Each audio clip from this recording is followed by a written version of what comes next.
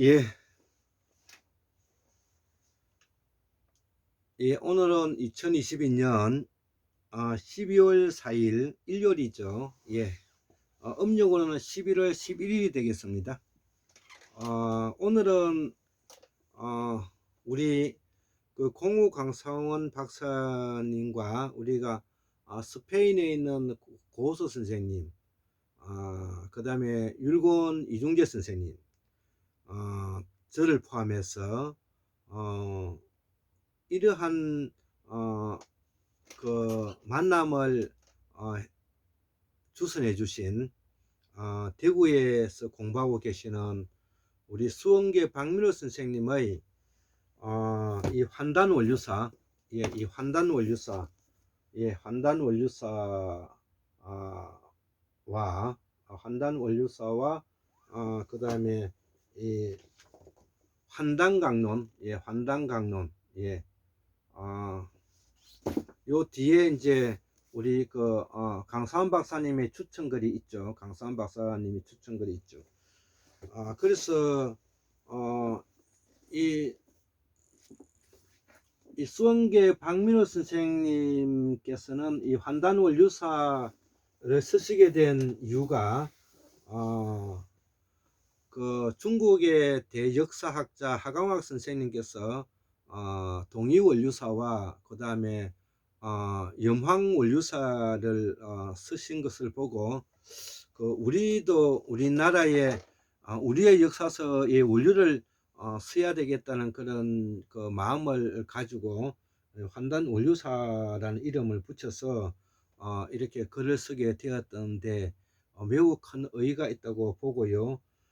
한민족 1만 2천년의 그 상고사가 되는 것이죠. 상고사. 상고사가 되고, 우리 그 대구 수원계 박민호 선생님께서는 이제 마고성 그 문화 문명을 마고성 문명을 이제 사라진 이제 무 대륙의 문화라고 이제 예전에 비정하였던 것이죠.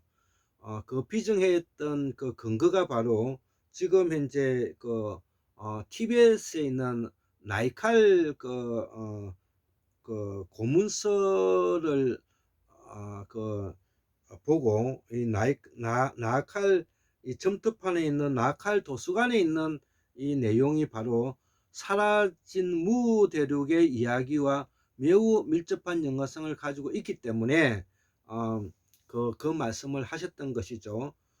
그래서 바로 이 제임스 처치워드가 썼던 이 사라진 무 제국, 사라진 무 제국의 이 책을 뭐냐면 원문을 우리 공우 강산 박사님에게 전해 주었다는 것이죠. 그래서 그 공우 강산 박사님께서는 영어를 너무나 잘하시기 때문에 그 원문을 읽고 공우 강산 박사님께서는 바로 우리의 태고사에 대한 관심을 의원과 더불어서 관심을 가지게 되었고, 그 관심을 가지게 된 그 바탕 위에서 우리 대구 박민호 선생님께서는 이런 책을 쓰게 되었다는 것이죠. 그래서 이 공우 강산 박사님의 이 법무대사전 안에서도 이런 내용들이 대구 박민호 선생님의 자료를 참조해서 글을 적었던 것이죠. 그래서 오늘은 바로 나이칼 고문스의 TBS에 있는 이 내용을 가지고 5번째 강의를 해보도록 하겠습니다. 그래서 이 강의를 하기 전에 제가 그동안 한국문학술의 연구진에서 연구한 우리가 한국사의 복원사업과 태고사의 재발견이라는 그 내용을 토대로 해서 먼저 설명을 드리겠습니다. 그래서 이 제임스 처치워드가 쓴 사라진 무 제국은 바로 태평양 중앙에 하와이와 더불어서 커다란 뭐냐면은 무 대륙이 있었다는 것이죠.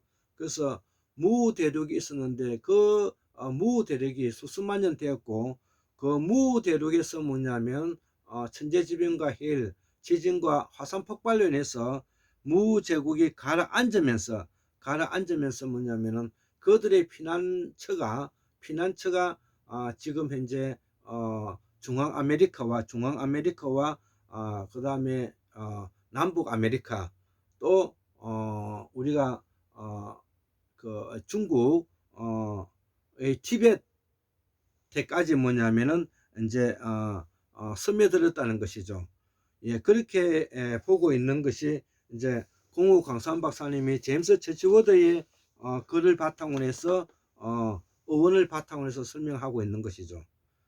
이제 여기에다가 이제 이 한국문명 학술은 골장 김태수가 중심이 되어서 연구하고 있는 이 태고사의 새발견의 입장에서 보면 이 사라진 무제국이라는 것은 태평양 항 가운데 지질학적으로나 해수면을 뽑을 때 과거에 수만 년 전에 내려앉았다는 그런 흔적이 발견되지 않고 있다는 것이죠.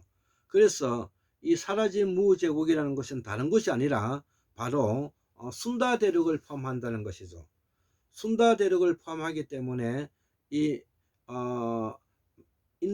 말레이시아와 인도네시아 사이에 있는 그 지역을 바로 순다 대륙이라 하는데, 이 순다 대륙을 뭐냐면 우리가 사라진 무제국의 형태라는 것이죠.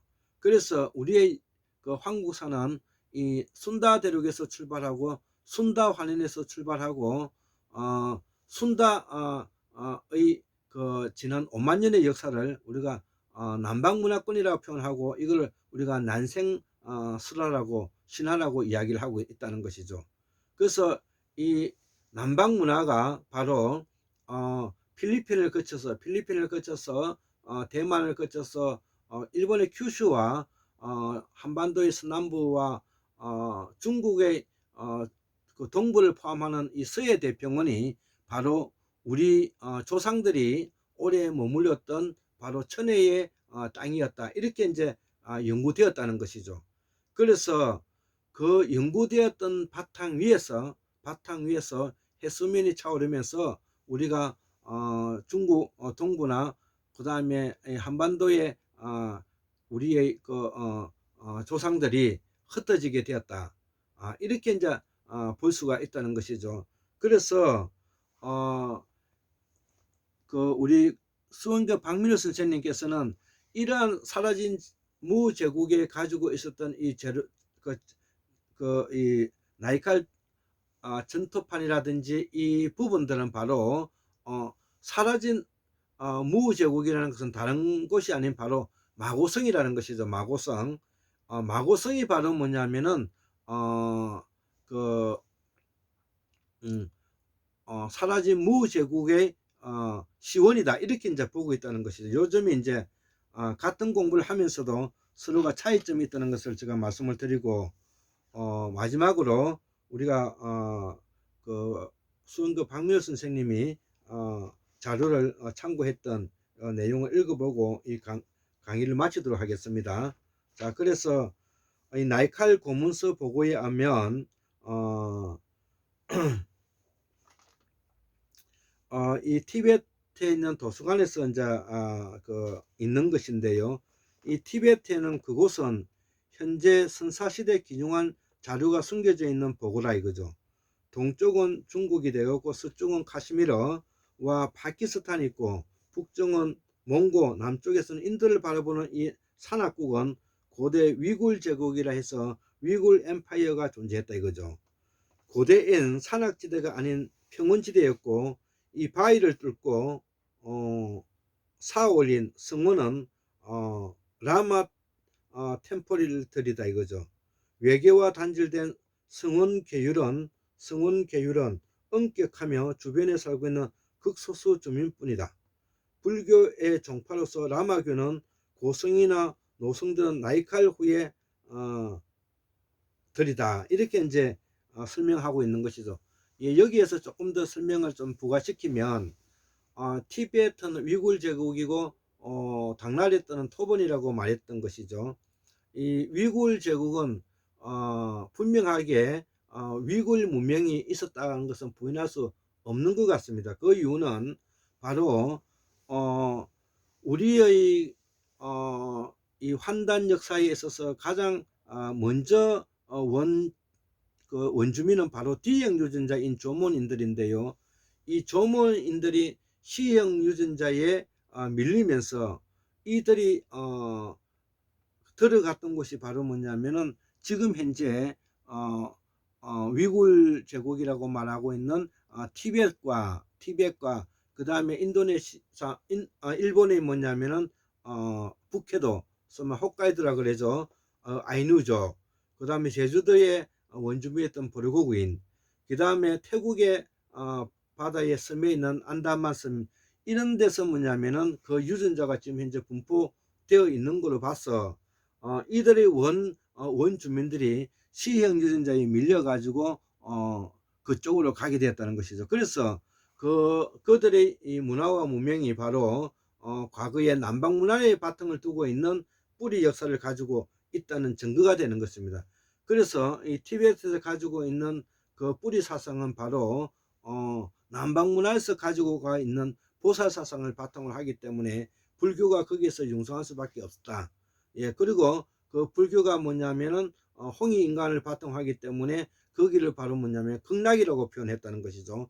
아리안들이 오기 전에 이 지역을 우리가 극락이라고 표현했다는 것이죠. 그 이유만 보더라도 그렇고, 또 티벳은 바로 그들의 전통 고유 신앙이 바로 백교라 해가지고 본교라는 것이죠. 본교가 바로 뭐냐면 보살사상인 것입니다. 보살사상. 그렇기 때문에 이런 내용들이 모두 일치하기 때문에 이 위굴 엠파이어, 위굴 제국은 바로 남방에서 올라간 문화가 녹아 있다, 이렇게 우리가 볼 수가 있는 것이죠. 그렇기 때문에 이 나이칼 점토판에 이 도서관에 그 숨겨져 있는 이 이야기는 바로 그들의 역사서가 바로 이 점토판에 서여져 있는 것이죠. 그래서 이 점토판에 서여져 있는 이 내용을 가지고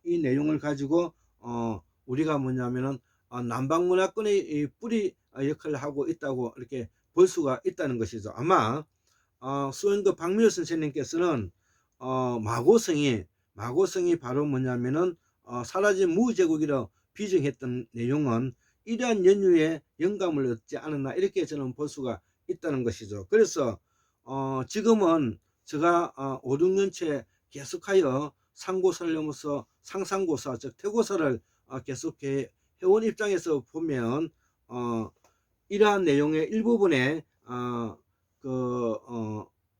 내용에 대해서 찬성할 수 있는 부분을 가질 수가 있다는 것이죠. 그러나 여기에 대해서 좀 더 심도 깊은 공부가 더 되어서 이것이 정리가 되는 입장에 이제 왔다는 것이죠.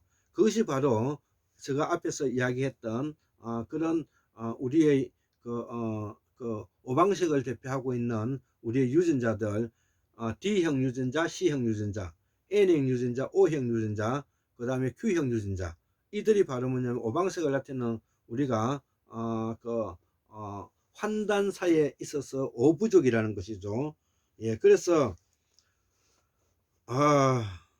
자, 그래서 이제 마지막 읽어보면, 만일 그것이 사실이라면 약 3000년 전에는 바라문, 그러니까 아리안들이 오기 전에 말하는 것입니다. 아리안 3000년 전에는 바라문교에 의하여 인도에서 쫓겨난 나가게 학자들 후예라는 의미가 된다는 것이죠. 저는 이 말이 다 이해가 됩니다. 아주 어렵지 않습니다.